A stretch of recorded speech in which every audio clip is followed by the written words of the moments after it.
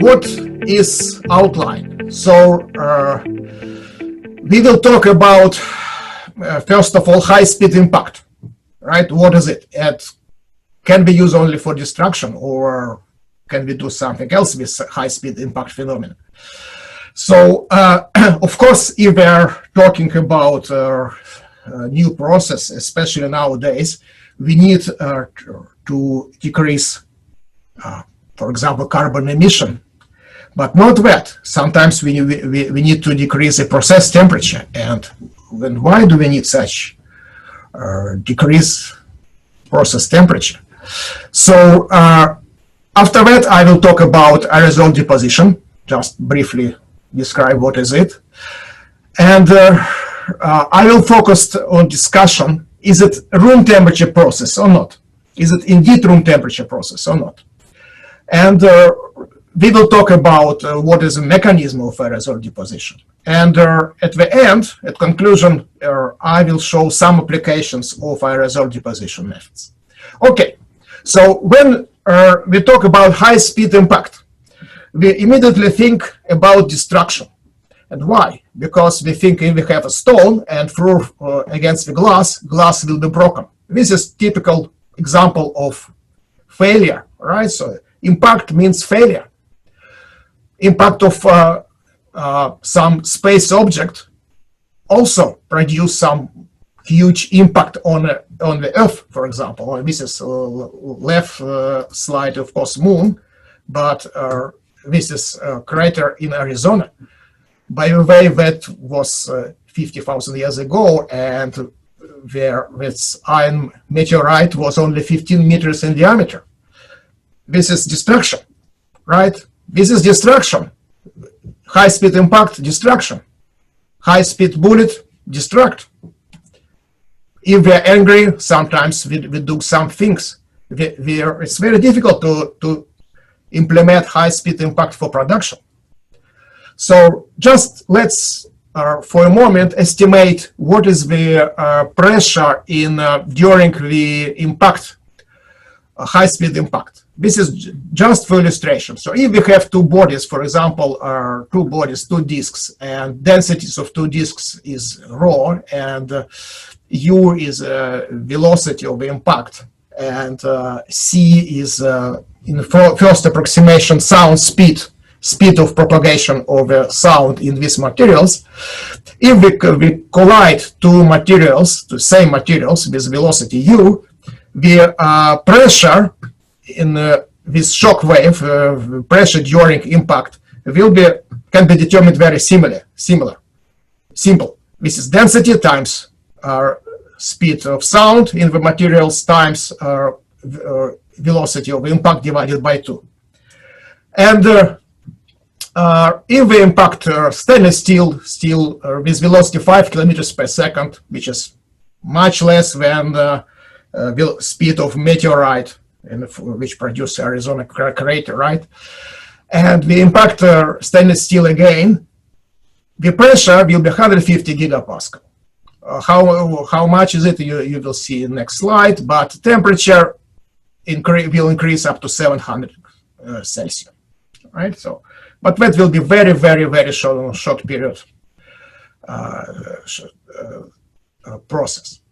If we hammer, impact, or nail, we can achieve velocity of 30 meters per second. In such case, velocity will be, pressure will be 1 gigapascal, and temperature less than boiling temperature, right? So only 60.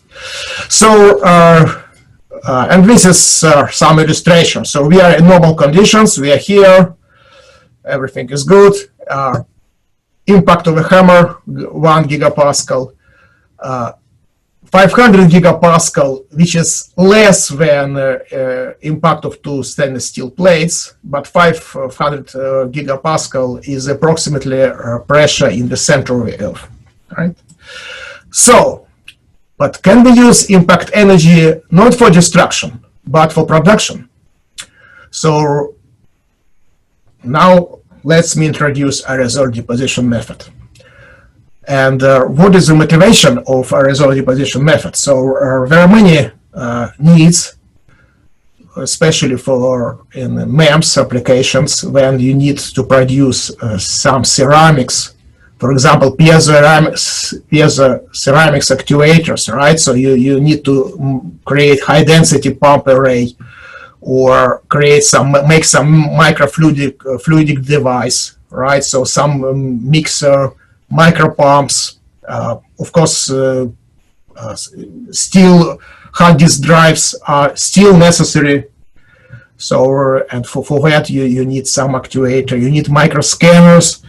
And what do you need? You need to make such ceramics on delicate substrates, and substrates can be different. So it can be stainless steel, which is fantastic because it's very low cost material, or can be silicone. So when we're talking about ceramics process, what we are keeping in mind? We still keeping in mind that we have some ceramics powder.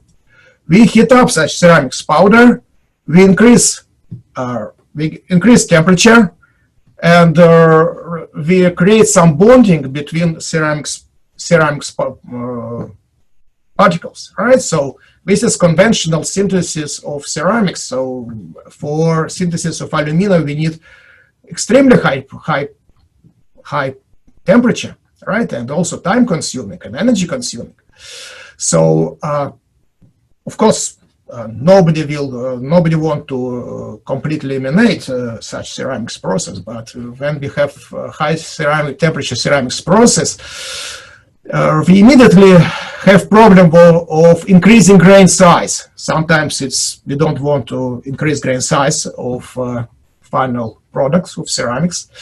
Of course, we have shrinkage problem. So control of the shape is very difficult. Energy consumption is tremendous. And if we are talking about high temperature, it's very likely we may destroy substrate. So let's target. We have a target to decrease process temperature. And to decrease process temperature, we may do very simple thing. And this is the basic principle of Aerosol Deposition Method. What do you have? You have ceramics powder sintered somewhere, just prepared somewhere. You have ceramics particle, powder. You accelerate this ceramics particle in using gas in a nozzle. So of course, first you mixed ceramics particle with gas. You create aerosol, and after that accelerate such aerosol in a nozzle to some velocity. I will talk about which range of velocities later on. And if you choose conditions right, so after impact of such particles with a substrate, sometimes 20 years ago, but now very often, nowadays, you will get dense ceramics layer deposited on a substrate. Of course, you can scan nozzle, or you can scan substrate to make some, or put some mask between nozzle and substrate to make some to draw some objects, to make some patterning. But this is the main principle of aerosol deposition. So its scale of apparatus ranged from laboratory size equipment, and you can see this is very simple actual equipment. So you have a vacuum pump, you have some deposition chamber, you have a gas supplier, you control gas flow, you have a aerosol generator just to mix floor and gas and particles. You have a nozzle, and you accelerate, and that's it. It's very simple equipment. So here, for your reference, I put some technical specification of this particular equipment. So that apparatus, which is installed in Japan, is National Institute of Advanced Industrial Science and Technology. maybe this is the first apparatus which was developed for aerosol deposition method. So this is deposition camera, deposition chamber. So this is bigger scale apparatus. So this is more than one person height. So this is also in the same university, same institute, sorry. So, and you see how massive are vacuum pumps. So these are very different scales of apparatus. For this apparatus, it's possible to deposit the rolls of a metal up to 1 meter wide, and the length is not limited. So you can cover such rolls or metal sheets with ceramics. Okay, so coming back to university size of equipment, which can be made at any workshop, even in garage, looks like in garage. So it's very simple: deposition chamber, aerosol generator, and vacuum pump down underneath. So this again the nozzle, and this is scanning equipment. Right. So now I would like to show some videos. So this is how aerosol can be generated and transport to vacuum chamber. And next, you can see how accelerated particles, ceramics particles, are hitting the substrate, and dense ceramics layer is formed just in real time, right? And this one, yeah. So using it's possible to deposit many kinds of ceramics materials. For in this case, this is example of less zirconate titanate, 200 micron dense ceramics layer. I am afraid to call it thin film, right? Anymore. It's because it's thick layer. Density is about 95% of theoretical one, and deposition rate was extremely high. It's 30 microns per minute. This area was 5 by 5 millimeter, right? So it's possible to deposit ceramics using make some fine structures, right? So this is some examples. So, and I will talk later as well, right? So this example this example I'm showing when PZT film, very dense ceramics PZT film, about 13 microns, was deposited on silicon diaphragm, very thin, about 10 microns layer. It was no damage of substrate at all, and you don't need post-process. Of course, if you want post-process for some reasons, you can do it, but you don't need to make a dense layer. You don't need a post-process. Right. Adhesion between substrate and ceramics film is very high. So it was measured over than 50 megapascal. Of course, it depends on ceramics, and it depends on process. But for this layer, it was over 50 megapascal. This is one of the first example of deposition of aluminium 203, on a metal disc. It was, you can see the size of this disc is big. The phone is old, last century phone, but anyway, so that metal disc was covered by about 5 micron alumina without any visible defects. Right, so if we're talking about deposition of alumina, and right, on a, for example, on a transparent substrate, it surprises us that alumina film is transparent as well.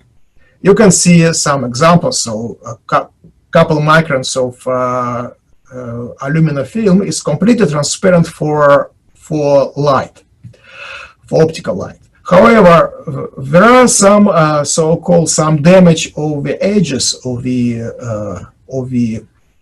film, which led us to maybe conclusion, maybe there is some high stress generated in the film. So that's why we observe such damage of the edges. So, and high stress may be related to the impact, because we are putting energy into this film by impact. Right. But before that, let's see what's going with powder. So, what's going with initial raw material. So we have alumina powder. This is example of alumina powder, XRD, right? And after deposition on our substrate, we have these XRD results. So what we can see first of all that all XRD peaks remains the same. So there is no phase transformation in this particular case. So, however, the all peaks are shifted to the left side to low degree angle, and they are broadened. Their hull wheels is they are broadening, which is also indication of the stress inside the film and decrease of particle size, grain size. Right. So this example of deposition of oxide, aluminum 203 on silicon, right? So this is TM, very old picture obtained in 1999, I think. Right. So, and what we can see that this is TM images, right? So that electron diffraction of powder, of course, if we look at this, we can see perfect structures, perfect crystallographic orientations. However, diffraction images, electron diffraction images of the layer is not, we have rings, so it means it's randomly oriented polycrystalline films, polycrystalline layer. Also, if we have a look at this image, we can see that interface between alumina and silica is not damaged. There are some defects, maybe here, here, and here, but overall there is no damage. There is no damage of the substrate, which is very, very encouraging. So if we are talking about monoxide, we also can deposit monoxide. This is magnesium bromide, right? So we also can see that there is no damage of substrate, and structure is dense, very dense film. If we can deposit composite materials, for example, mixture alumina, which is oxide, and nickel. So, and again, in this TM series, what we can see that alumina particles, which are whiter than nickel, and nickel are black, where there is very good distribution of random distribution of very good mixture of such composite layer. And interestingly, for nickel particles, which initially were 20 nanometers in size, where same size remains in a deposit layer. So no changing during impaction. However, for alumina particles, which initially were 200 nanometers, the particle size, the grain size, is much less. Is much less than 200 nanometers, which led us to the conclusion that something is going on with oxide particles, with alumina particles. Particle size is significantly reduced during deposition. And to finish with TM observations, so when we deposit a mixture of alumina and lead zirconate titanate, this is both oxides, we deposit it together. So this white part of the image, of the TM image, is alumina, and black one, more darker one, is PZT. So, and if we do some analysis of atomic composition along this line, I'm now pointing out, so we can see that there is no diffusion, at least with accuracy of such measurements, which is extremely, extremely precise. So there is no diffusion of any of metals, lead, or zircon, or titan, from PZT to alumina. There is no diffusion. If some heating was involved in this process, we will definitely see such diffusion. Right, so we start thinking, it looks that aerosol deposition is a room temperature process. There are many, how to say so, many proofs of that. So first of all, during deposition, temperature of a substrate, which was monitoring, does not exceeded 30 centigrade, right? Of course, it's possible to heat up substrate if you need it, but in normal conditions, temperature does not exceed. Also, if we deposit on glass or soda lime substrate, right? So there is, if temperature was high, we will see some changes in optical properties, for example, right? So it looks that indeed, so temperature during deposition in aerosol deposition method is very, very low. Even low temperature, but for reference, I put some data that layers are very high, very hard. So here we have hardness measured for different, for set of materials, oxide, non-oxide, composite. And we can see, if we compare with bulk properties, which were prepared, scintillated over 1000 centigrade, so the values of hardness are comparable. And here, crystalline size for all materials is about 10-20 nanometers. So we can see a reduction in crystalline size. So I'm still positive.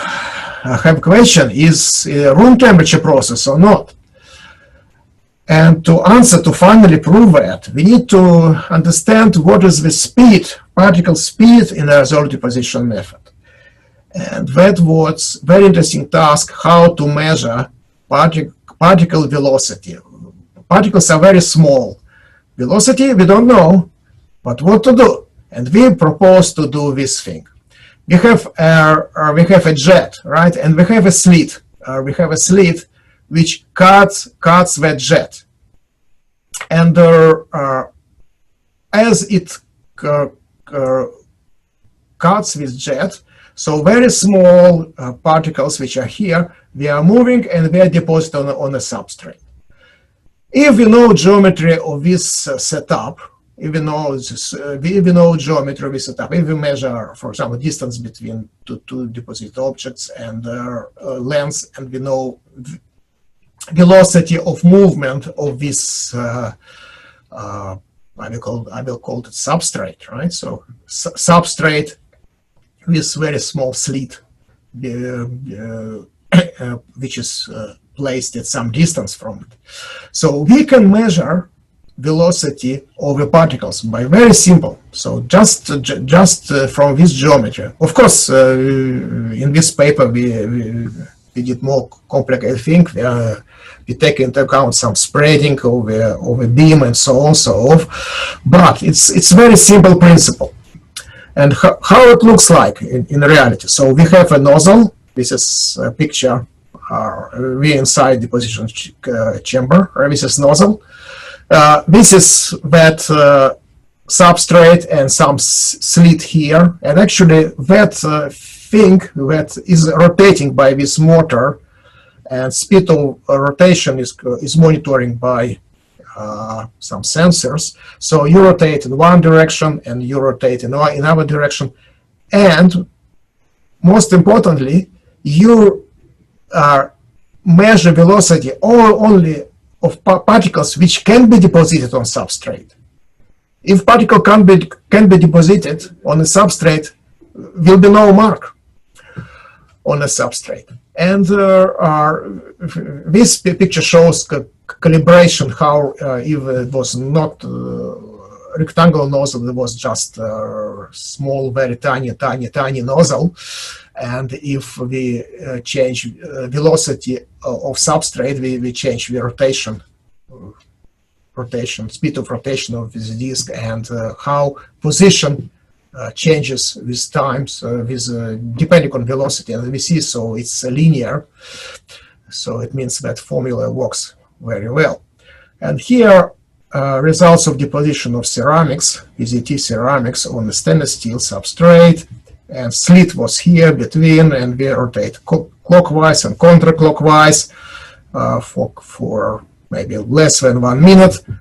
And on a profile meter, this is profile, mechanical profile. We can see that in a few minutes you can deposit about 1 micron layer, 1 micron thickness layer, and it will be enough to measure the speed of particles. Interestingly, that sometimes that speed or velocity of particles which impact the substrate has some influence on the sidewall, because we are talking about thick films, not thin films, but thick films, and sometimes it's important to have such some more square shape structures. We did some analysis, and that analysis, some experiments, and that is also important to understand maybe a mechanism of aerosol deposition. So we deposit films on substrates which were placed at some angle to nozzle. So if this is nozzle, this is particle floor, so we have film oriented horizontally, we have film some substrates which are a little bit inclinated. So that's why that attacking angle will be different. And sometimes we can see deposition, and sometimes we can see that such particle flow actually destroy substrate. It's like sandblasting. Sandblasting, you can not only clean surface, you can destroy the surface. Sometimes you just make some cavity. And depending on the velocity or speed of the particles, we know this velocity because we can measure experimentally, right? We can plot this graph how normalized thickness of the deposit layer depends on substrate inclination. So, inclination means this angle, right? And interestingly, that the higher the velocity, of particles, here we have 360 or 60, that angle, beta, is less. It means that for relatively low impact, the effect of ablation is less than effect of deposition, right? So, and now we decided to check. It was experiment specially designed, but now we decided to see what will be angle of the side wall if we, in real situation, when we have some mask and we have some substrate, when we want to make some structure like this, array of ceramics, we have such angle alpha, right? And also that angle alpha, which is side wall or on patterning, depends on the velocity. The low velocity of particles, so the angle is steeper. So the higher velocity of the particles, the angle is low, right? And by the way, that angle does not depend on distance between mask and substrate. This is important for technical applications. So, and finally we realized that in these results in these experiments, when we measure that the angle beta and angle alpha, they're equal to each other. It means that what was the mechanism of side wall formation? So there are two competitive processes. We have deposition and we have ablation, right? So, and depending on the who is winning, so we have some agreement between, so we have some final product, some formation of the side wall. Right, so now it seems that for Aerosol deposition method, you don't need high velocity, you don't need high speed of particles. But what is the minimum limit, speed limit of at which deposition is possible? So this data shows velocity, and here we have pressure in deposition chamber. So pressure, when we change pressure in deposition chamber, we actually change velocity of the acceleration gas.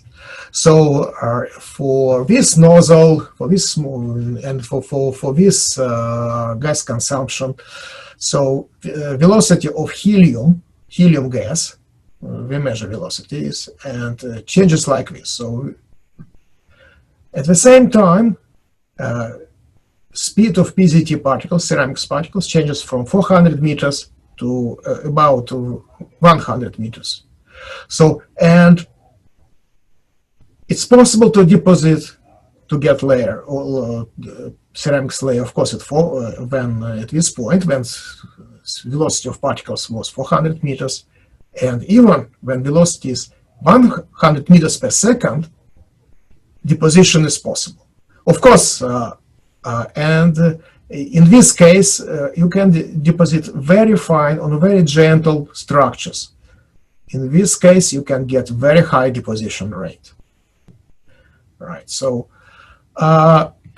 and talking about velocity range for Aerosol deposition, in this slide I put this is more technical slide, when you have gas consumption and velocity of particles, and here many different powders, so and using different accelerating gases, right?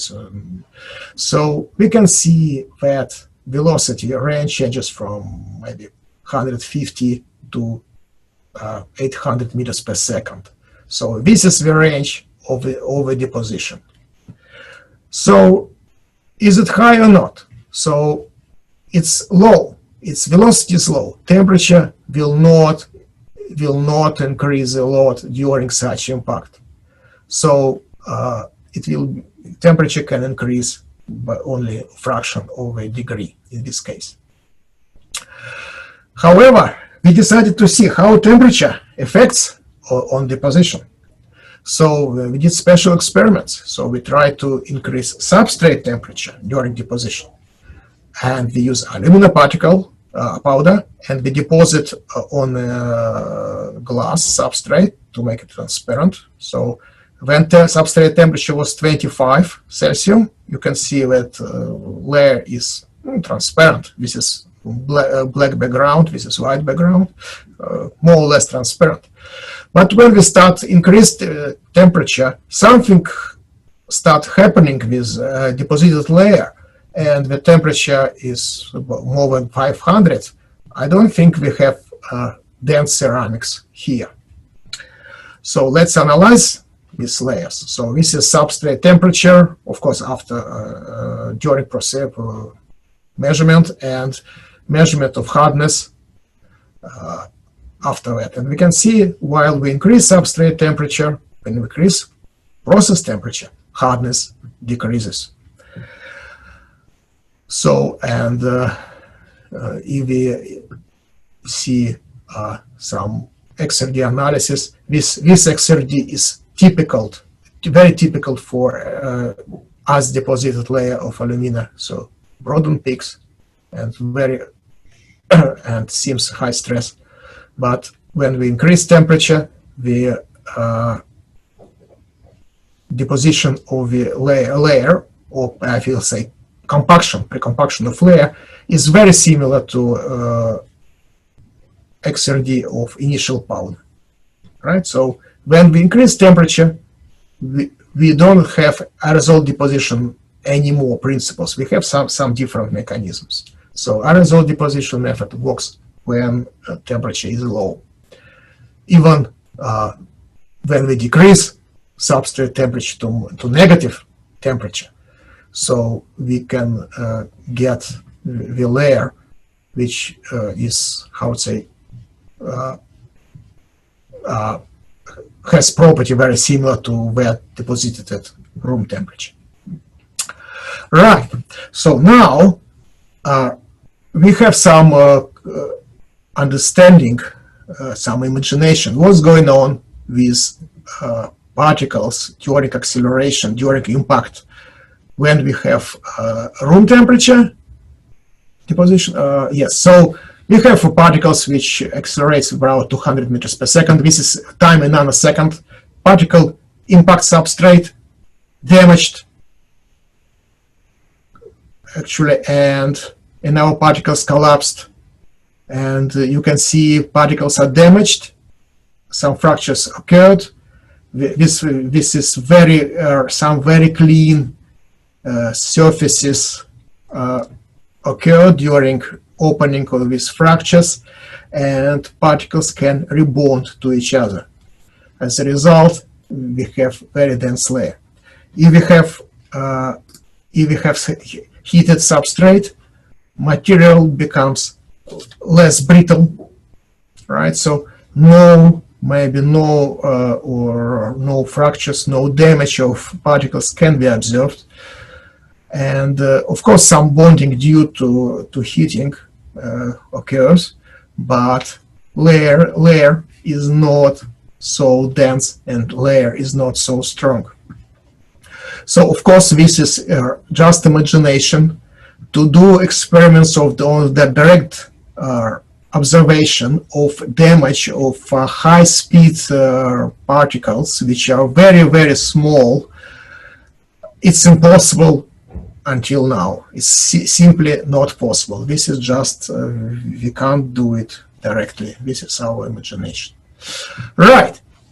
So, after all of these experiments or thoughts, we understood that mechanism of aerosol deposition method does not include the heating of particles during deposition.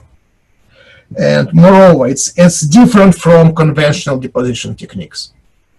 Right, so I have a couple of minutes and I would like to just briefly show some applications of aerosol deposition. So this is application. We can deposit magnetic materials, and so magnetic properties of about 80% of bulk materials. So different micro pumps can be fabricated and are fabricated by aerosol deposition method. And interestingly, we can use different substrate. This is stainless steel substrate. This is silicon substrate, membrane, and structured membrane, already structured, and the thicknesses of such layers are very, very, I would say, very small, 10 microns. So for tribology applications, this is some cutting tool coated with aluminum oxide, and it shows very good properties. And this is very interesting application. So we have magnetic head, just magnetic head, and it's possible to take magnetic head from a device and make coat it with 1 micron aluminum film. And after that, if that magnetic head is involved in, for example, in scanning or reading some paper paper tickets, for example, right? So after 3 million cycles, without coating, wearing of such magnetic head will be about 25 microns. So you have to change it completely. However, if you coat with only 1 micron alumina, will be absolutely no wearing. So it's very good for tribology applications. With some examples of micro, this is very old example. So you can make some scanner, and you can get very high degree of inclination of a beam, scanning of a beam. Right. Some video I'm not aware. Yes. Okay, why not? So this is some message from last century when we have such laser beam, and we can see. So when we apply voltage, 0 voltage, apply voltage, we immediately have a very big, more than 100-degree angle scanning of a laser beam. Right, okay, to conclusion. So aerosol deposition is a new process. It's new process 20 years ago. Now it's not new process, it's well known.